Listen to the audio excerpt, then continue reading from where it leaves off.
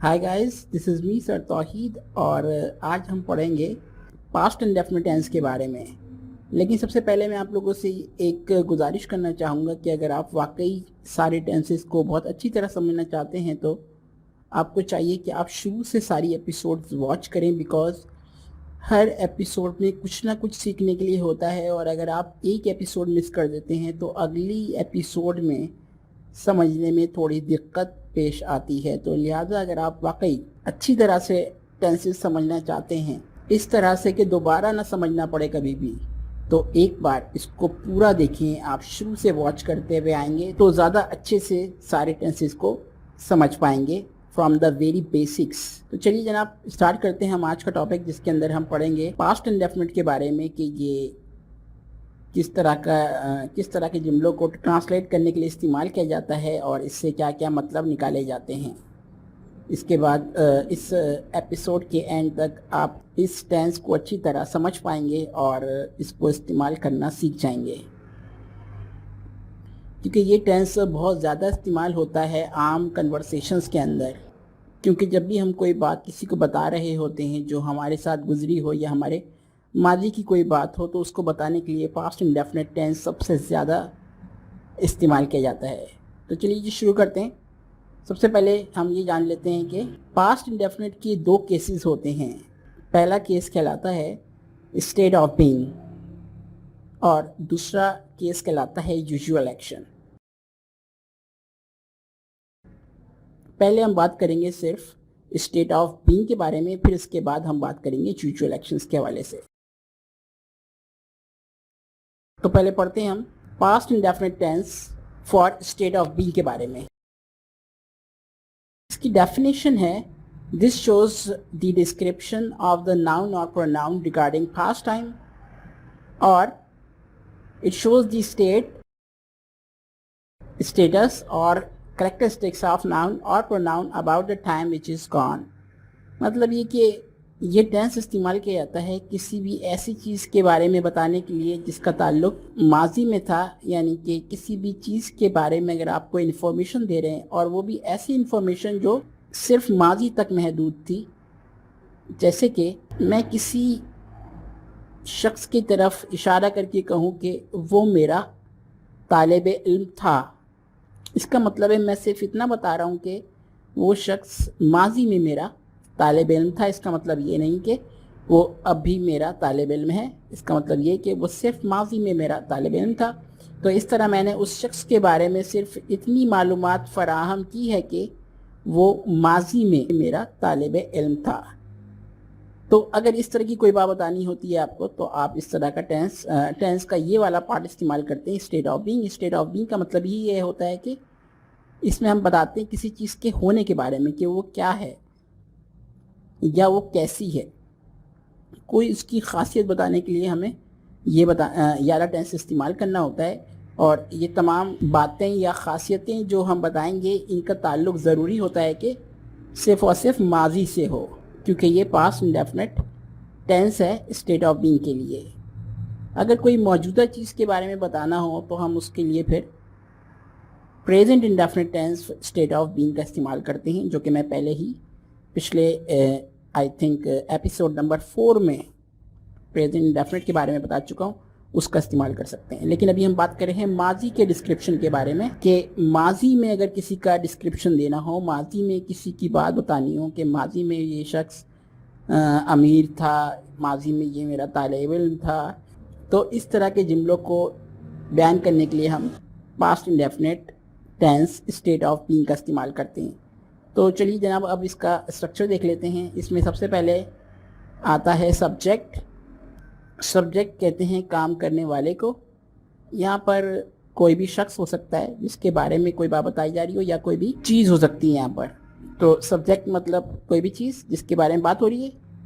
Second form of B यहाँ पर इस्तेमाल की जाती है दूसरे नंबर पर, और सेकंड ऑफ बी क्या होते हैं ये आप लोग ऑलरेडी जान चुके हैं, हम पहले ही पढ़ चुके हैं कि सेकंड फॉर्म ऑफ बी से मुराद है वॉज या वर।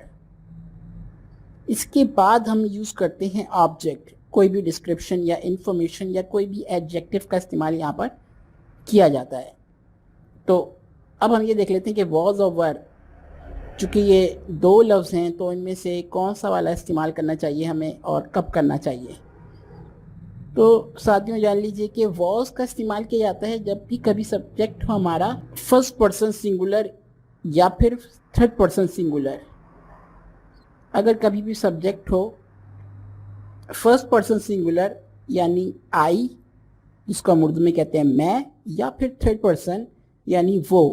اب وہ کے لیے کئی لفظ استعمال ہوتے ہیں جیسے کہ ہی، شی، ایٹ، یا پھر کسی کا نام بھی لیا جا سکتا ہے. کسی ایک شخص کا اگر آپ نام لے رہے ہیں تو وہ بھی تھرڈ پرسن سنگولر ہوتا ہے، تب ہم یوز کریں گے واز.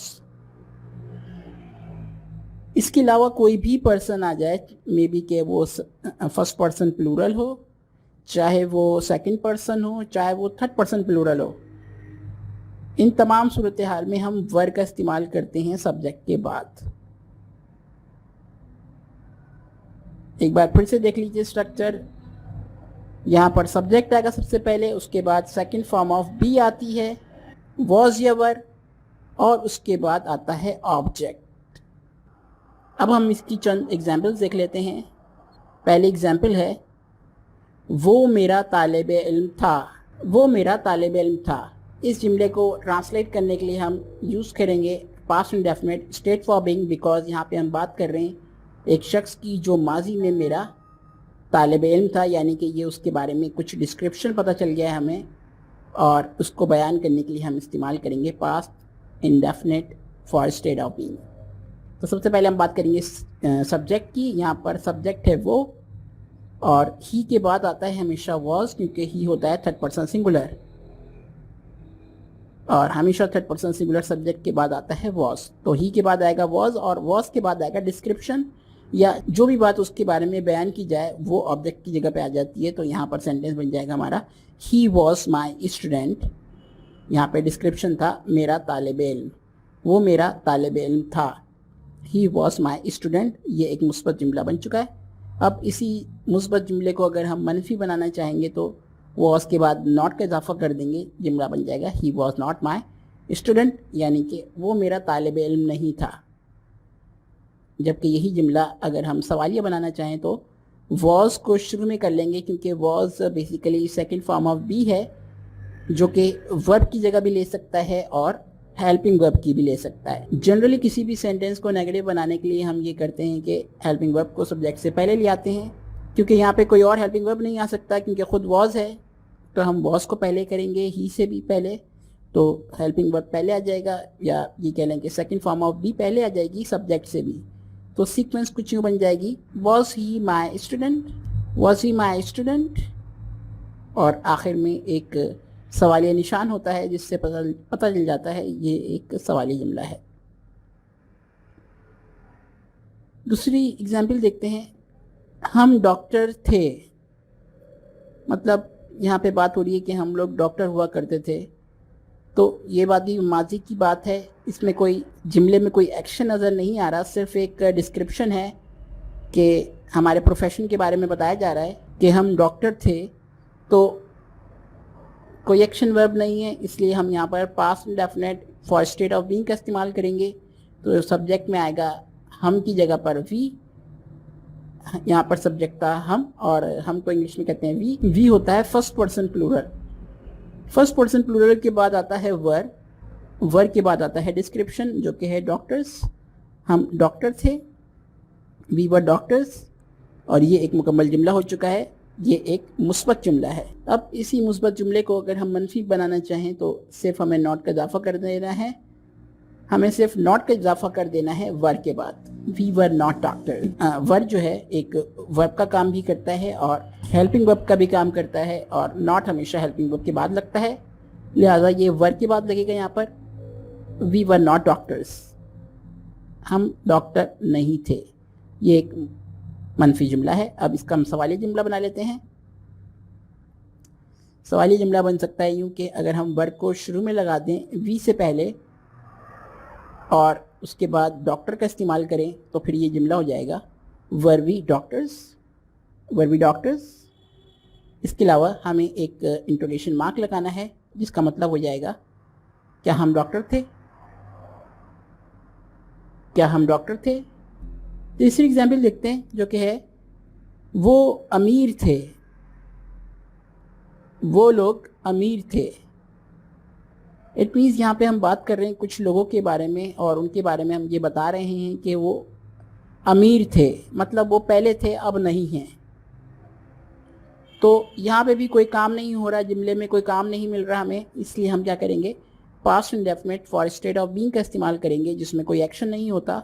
تو یہاں پر آ جائے گا وہ لوگ کی جگہ وہ لوگ سبجیکٹ ہے اور سبجیکٹ کے لیے ہم لگائیں گے دے. وہ لوگ مطلب دے. سبجیکٹ کے بعد آتا ہے سیکنڈ فارم آف بی. یہاں پہ دے پلورل ہے، تھرڈ پرسن پلورل، اس لیے ہم یوز کریں گے ور، اور ور کے بعد آئے گا آبجیکٹ یعنی description.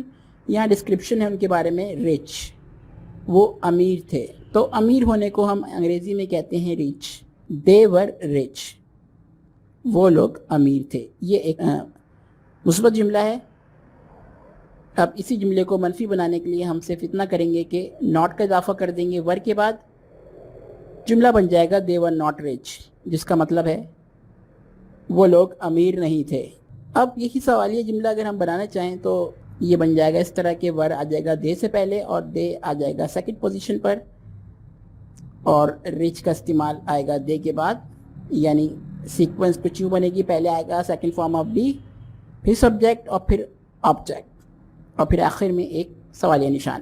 Were they reach. Where they reach means کیا وہ لوگ امیر تھے.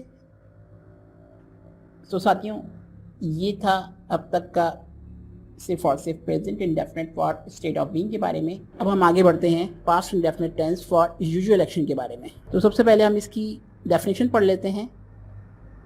This tense describes the actions or activities that were repeated over a period of time or done regularly again and again, such as routine, habit, or scheduled work of past. Or it shows one-time action in past when used with specific time. ساتھیوں اس کا مطلب یہ ہے کہ یہ tense جو ہے past indefinite tense usual action والا، یہ بھی دو طرح کی میننگز اردو میں دے سکتا ہے. ایک وہ ایکشنز جو ماضی میں مسلسل ہوتے تھے، لگاتار ہوتے تھے، بار بار ہوتے تھے، جیسے کہ ہمارے روٹین ورک ہوتے ہیں، ہم روزانہ کرتے تھے ماضی میں کوئی بھی کام، اگر یا کوئی ہماری ہیبٹ تھی جو ہم روزانہ عادت تھی ہماری کچھ کام کرنے کی، یا پھر ہمارا کوئی بھی اسکیجول ورک ہوا کرتا تھا ماضی کا. ان کو بیان کرنے کے لیے ہم اس ٹینس کا استعمال کرتے ہیں. یا پھر دوسری کنڈیشن یہ ہے کہ ہم کسی ایسے کام کے بارے میں بتاتے ہیں اس میں جو ہم نے ماضی میں کیا تھا لیکن صرف ایک ہی بار کیا تھا. پر اس طرح کی کنڈیشن کو استعمال کرنے کے لیے ہمیں ٹائم کا بھی استعمال کرنا پڑتا ہے کہ وہ کام ہم نے کب کیا تھا یا وہ کام کب ہوا تھا. جیسے کہ اس کی میں آسان اگزامپل ابھی دے دیتا ہوں تاکہ آپ کو جلدی سمجھ میں آ جائے. I met him yesterday. میں اس سے کل ملا تھا. یہ جملہ بھی پاسٹ انڈیفینٹ کا ہی ہے، لیکن چونکہ یہاں پر میں نے لفظ ایک یوز کیا ہے ٹائم کے طور پہ کل، تو اس وجہ سے یہ صرف اور صرف ایک ایسی بات کا ذکر ہو رہا ہے جو صرف کل ہوئی تھی. اس جملے میں ملنے کا مطلب یہ ہرگز نہیں ہے کہ میں روزانہ ملا کرتا تھا یا بار بار ملا کرتا تھا. اس کا مطلب صرف یہ ہے کہ میں کل ملا تھا، میں اس سے صرف کل ملا تھا. I met him yesterday. تو یہ فرق ہوتا ہے. دو طرح کے میننگز دیتے ہیں کہ یا تو یہ کسی ماضی کے روٹین ورک کے بارے میں بتائیں گے جو بار بار کام ہوتے تھے، یا پھر کسی ایسے کام کے بارے میں بتائیں گے جو بالکل ابھی ابھی ہوا ہو. اس کے بعد اس کا اسٹرکچر دیکھ لیتے ہیں. اسٹرکچر اس کا بہت ہی زیادہ آسان ہے. سب سے پہلے آتا ہے سبجیکٹ یعنی کام کرنے والا، جو بھی یہاں پہ کام کر رہا ہوگا اسے ہم سبجیکٹ کہیں گے. اس کے بعد سیکنڈ فارم آف ورب آئے گی یعنی کہ جو بھی کام ہو رہا ہے اس کی سیکنڈ فارم کا استعمال ہوگا، اور اس کے بعد ہم آبجیکٹ لگائیں گے. آبجیکٹ سے مراد کوئی بھی ایسی چیز جس کا تعلق ورک کے ساتھ جڑتا ہے تو وہ آبجیکٹ ہوتا ہے، یعنی کہ جس پہ بھی کام ہو رہا ہے. اس کے علاوہ یہاں پہ ہیلپنگ ورب ہوتا ہے ڈیڈ، جو کہ صرف تب استعمال ہوگا جب جملے کو نیگیٹو یا انٹروگیٹو بنایا جائے، یعنی جب منفی یا سوالی جملہ بناتے ہیں تب ڈیڈ کا استعمال کرتے ہیں، ورنہ ہم نہیں کرتے. اب ہم اس کی کچھ پہچان دیکھ لیتے ہیں. اس کی اردو میں پہچان آتی ہیں جب بھی جملہ بولا جاتا ہے یا لکھا جاتا ہے تو اس کے آخر میں اکثر آتا ہے تا تھا تی تھی تے تھے. مطلب جیسے کہ وہ اسکول جاتا تھا، ہم صبح سویرے اٹھ جاتے تھے. تو اس طرح کی کچھ روٹین ورکس بیان کرنے کے لیے اس کی اینڈنگز آئیں گی تا تھا تی تھی تے تھے وغیرہ. جبکہ اس کے علاوہ ایک اور پہچان یہ ہوتی ہے کہ جملے ہمیشہ فعل پر ختم ہو جاتے ہیں، جیسے کہ اس نے کام ختم کر لیا، وہ اسکول چلا گیا. یہ ہو سکتا ہے. یا پھر ایک تیسری پہچان یہ ہو سکتی ہے کہ اس میں آئے گا تھا تھی تھے اور کوئی ایسا کام بتایا جائے گا ہوا ہو ماضی میں. جیسے کہ میں نے ابھی تھوڑی دیر پہلے اگزامپل دی تھی آئی میٹ ہم یسٹرڈے, میں اس سے کل ملا تھا. تو اس کے اینڈ میں آئے گا تھا تھی تھے اور کوئی نہ کوئی کام کا ذکر بھی ہوگا اور وہ کام کسی ٹائم کے ساتھ موجود ہوگا.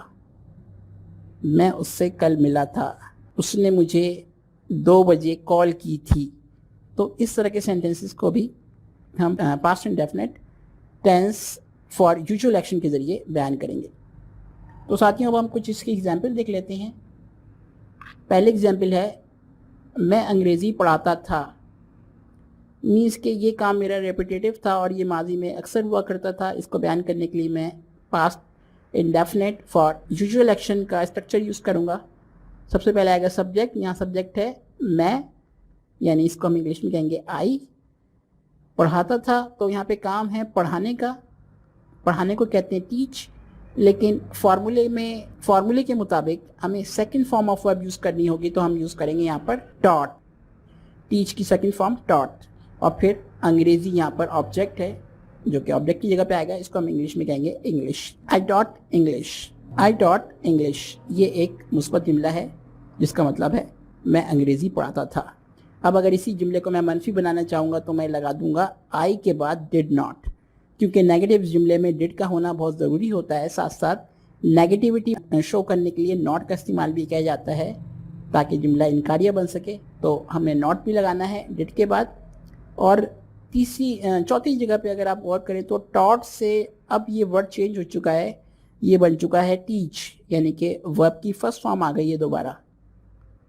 پہلے ہم نے یوز کی تھی سیکنڈ فارم آف ورب, لیکن اب ہم یوز کر رہے ہیں first form of verb because did خود ہی سیکنڈ فارم ہوتا ہے ڈو کی. اس لیے جب یہ ڈڈ آ جاتا ہے تو آلریڈی سیکنڈ فارم آ چکی ہوتی ہے, اس لیے اب ہم دوبارہ سے سیکنڈ فارم آف ورب استعمال نہیں کر سکتے, اس لیے ہم ٹیچ کا استعمال کرتے ہیں. آئی ڈڈ ناٹ ٹیچ انگلش, اس کا مطلب یہ ہے کہ میں انگریزی نہیں پڑھاتا تھا. اسی جملے کو اگر میں سوالیہ بنانا چاہوں تو میں یہ کروں گا کہ سب سے پہلے لگاؤں گا ہیلپنگ ورب, پھر لگاؤں گا سبجیکٹ, یعنی کہ ہیلپنگ ورب آ جائے گا سبجیکٹ سے پہلے تو جملہ بن جائے گا ڈڈ آئی. باقی رہا سوال ورب کا اور آبجیکٹ کا تو وہ اس کے بعد آ جائیں گے. Teach English, did I teach English, did I teach English. آگے لگائیں گے ایک سوالیہ نشان اور یہ ایک بن جائے گا سوالیہ جملہ جس کا مطلب ہے کیا میں انگریزی پڑھاتا تھا. دوسری ایگزامپل دیکھتے ہیں. تم ٹینس کھیلتے تھے. تم ٹینس کھیلتے تھے تو اگر آپ نوٹس کریں آخر میں لفظ آ رہا ہے تے تھے, اس کا مطلب یہ کام ماضی میں بار بار ہوتا تھا. یہ اکثر ٹینس کھیلتے تھے جو کہ اب نہیں کھیلتے. تو اگر ہم ایسی کوئی بات بتانا چاہیں یہ بات بتائیں گے ہم پاسٹ انڈیفینٹ ٹینس کے ذریعے فار یوزول ایکشن کے ذریعے. تو ہم اسٹرکچر یوز کرتے ہیں. اس کا اسٹرکچر میں سب سے پہلے آتا ہے سبجیکٹ اور یہاں سبجیکٹ ہے تم اور تم کو انگریزی میں کہتے ہیں یو. پھر ہم یوز کریں گے سیکنڈ فارم آف ورب. کھیلتے تھے تو مطلب کھیلنے کا کام ہوتا تھا, کھیلنے کو کہتے ہیں پلے اور پلے کی سیکنڈ فارم ہوتی ہے پلیڈ. اور کھیلا جاتا تھا ٹینس, یعنی کہ یہاں پہ آبجیکٹ ہے ٹینس تو ہم یوز کریں گے ٹینس پلے کے بعد تو یہ جملہ بن جائے گا یو پلیڈ ٹینس. یہ ایک مثبت جملہ ہے جس کا مطلب ہے تم ٹینس کھیلتے تھے. اسی جملے کو نیگیٹو بنانے کے لیے ہم یو کے فوراً بعد ڈڈ ناٹ کا استعمال کریں گے اور پھر ہم فرسٹ فارم آف ورب یوز کریں گے کیونکہ ڈڈ آ چکا ہے تو یہ بن جائے گا پلے. اس کے بعد آئے گا آبجیکٹ یعنی tennis. You did not play tennis. یہ ایک نیگیٹو سینٹینس ہے جس کا مطلب ہو جائے گا تم ٹینس نہیں کھیلتے تھے. اب یہی جملہ سوالیہ بنانا چاہیں ہم تو ڈڈ کا استعمال کریں گے سبجیکٹ سے بھی پہلے تو سیکوینس کے مطابق یہ سینٹینس بن جائے گا ڈڈ یو پلے ٹینس. یہاں پہ بھی فرسٹ فارم آف ورب آئے گی یاد رکھیے گا اور اینڈ میں کوشچن مارک بھی آئے گا تو جملہ یہ بن جائے گا سوالی جملہ جس کا مطلب ہے کیا تم ٹینس کھیلتے تھے. تیسری ایگزامپل دیکھ لیتے ہیں ساتھیوں جو کہ ہے ہی واچڈ اے مووی یسٹرڈے. اس نے کل ایک فلم دیکھی تھی. اس نے کل ایک فلم دیکھی تھی. اب یہ کام ماضی میں ہوا تھا ایک ہی مرتبہ کیونکہ یہاں پہ ٹائم مینشن ہو چکا ہے کل, اس کا مطلب یہ کام صرف کل ہوا ہے. تو اس طرح کے کام کو مینشن کرنے کے لیے بھی ہم پاسٹ انڈیفینٹ ٹینس کا استعمال کریں گے. تو سبجیکٹ آ جائے گا ہمارا یہاں پر وہ کا مطلب انگلش میں ہو جائے گا ہی. کام یہاں پہ ہو رہا ہے دیکھنے کا اور دیکھنے کو کہتے ہیں واچ اور واچ کی سیکنڈ فارم یوز کریں گے ہم یہاں پہ تو بن جائے گی واچڈ. اس کے بعد آئے گا آبجیکٹ. یہاں پہ آبجیکٹ کیا دیکھا جا رہا تھا؟ فلم. تو ہم فلم کو انگریزی میں کہتے ہیں اے مووی. اس کے علاوہ یہاں پہ ٹائم بھی مینشن ہے سوال میں، کل. تو کل جو گزرا ہوا کل ہوتا ہے اس کو ہم کہتے ہیں یسٹرڈے. تو جملہ بن جائے گا ہی واچڈ اے مووی یسٹرڈے. یہ ایک مثبت جملہ ہے. اسی جملے کو انکاریہ یا منفی جملہ بنانے کے لیے ہم کیا کریں گے؟ سمپلی سبجیکٹ کے بعد ڈڈ ناٹ لگا دیں گے تو جملہ بن جائے گا he did not watch a movie yesterday. غور کریں تو یہاں پر سب چیزیں بالکل ویسے ہی ہیں سوائے اس کے کہ یہاں پہ ہم نے ڈڈ ناٹ کا اضافہ کر دیا ہے اور ورب جو تھا واچڈ اب وہ واچ بن چکا ہے، فرسٹ فارم میں آ چکا ہے، جس کا مطلب ہے اس نے کل ایک فلم نہیں دیکھی تھی. اب یہی جملہ اگر ہم سوالیہ بنانا چاہیں تو ہم یوز کریں گے ڈڈ کو ہی سے بھی پہلے اور سیکوینس کچھ یوں بن جائے گی did he watch a movie yesterday. Did he watch a movie yesterday. کیا اس نے کل ایک فلم دیکھی تھی؟ ساتھیوں آج کا لیسن یہیں پر اختتام پذیر ہوتا ہے. یہ آلریڈی کافی لمبا لیسن ہو گیا آج کا، تو اس کو یہاں اینڈ کرتے ہیں. آئی ہوپ کہ آپ لوگ کو سمجھ میں آ گیا ہوگا، لیکن اگر ابھی بھی کوئی چیز کی کمی رہ گئی ہے، اگر کوئی مسئلہ پیش آیا آپ کو، تو کامنٹ میں مجھ سے آپ سوال کر کے رابطہ کر سکتے ہیں. میں انشاءاللہ ضرور آپ کی ہیلپ کروں گا اس کو سمجھانے میں اور سمجھنے میں، اور آپ جلد ہی اس کو استعمال کرنے میں ماہر ہو جائیں گے. اس کے علاوہ اگر آپ کو یہ ویڈیو سمجھ میں آ جائے، پسند آئے، تو ضرور لائک کیجئے، شیئر کیجئے اور کامنٹ بھی کریے. اپنی فیڈ بیک کا اظہار ضرور کیا کیجئے ہمیشہ ویڈیو دیکھنے کے بعد، تاکہ ہمیں پتہ چلے آپ کو یہ ویڈیو سمجھ میں آ رہی ہیں یا نہیں آ رہی ہیں. اس کے علاوہ آپ یہ چینل سبسکرائب بھی کر سکتے ہیں میرا یوٹیوب کا، بیکاز اس پر میں جلد ہی کچھ ایکٹیو پیسیوز اور نیریشنز وغیرہ کے بھی ویڈیوز ریکارڈ کر کے اپلوڈ کرنے والا ہوں. آپ لوگوں تک پہنچ سکیں گے تو آپ لوگوں کو سمجھنے میں بہت آسانی ہو جائے گی. تو چلیے جناب چلتے ہیں. اللہ حافظ.